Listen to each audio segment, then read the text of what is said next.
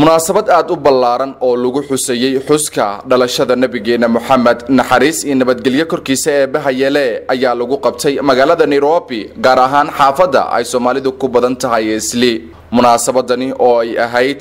mid ay si weyn u soo qaban qaabiyeen culimo u diin aqoon-yahano ganacsato iyo sidoo kale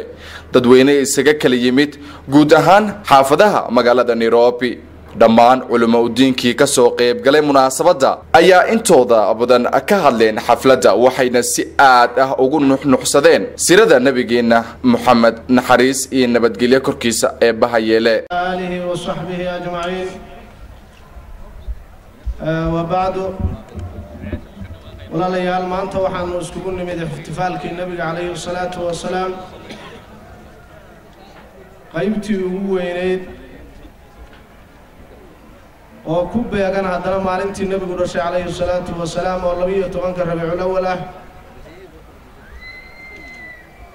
maalintaas oo islaamka dhexdiisa qiimo ballaaran ka leh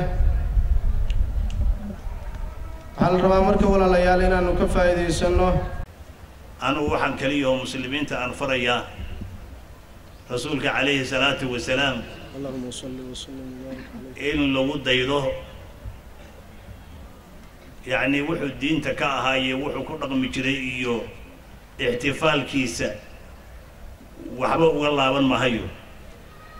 لكن وحا المسلمين تكوبو هنا هي أنيقا أقون تيدا رسولك إن لغو دايدو ودد يسيل راعوه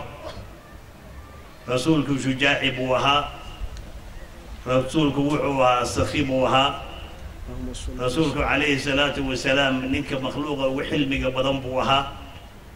ninka makhluuqa uu sawirka badan buu ahaa waxa loo baahan yahay imaam Shaafici rahmatullahi alayhi wuxuu yiri ilaahay wajigiisa qiyaamo markii aan tago inta aan dacweynahay waxa ugu horeeya ahad madhabkayga sheeganayo aan ku dhaqmayn marka waxa moodaa maxkamadaas xagga rasuulkana way naga sugaysaa رجل مشرك آمن بسبب نظرة إلى وجه النبي عليه الصلاة والسلام نظرة واحدة إلى وجه النبي جعلت حسان بن ثابت شاعر الرسول صلى الله عليه وسلم يسلم بسبب نظرة محبة وضعها الله عز وجل في قلوب العالمين لهذا النبي الأمي محبة وضعها الله عز وجل في قلوب العالمين أبد الدهر أبد الدهر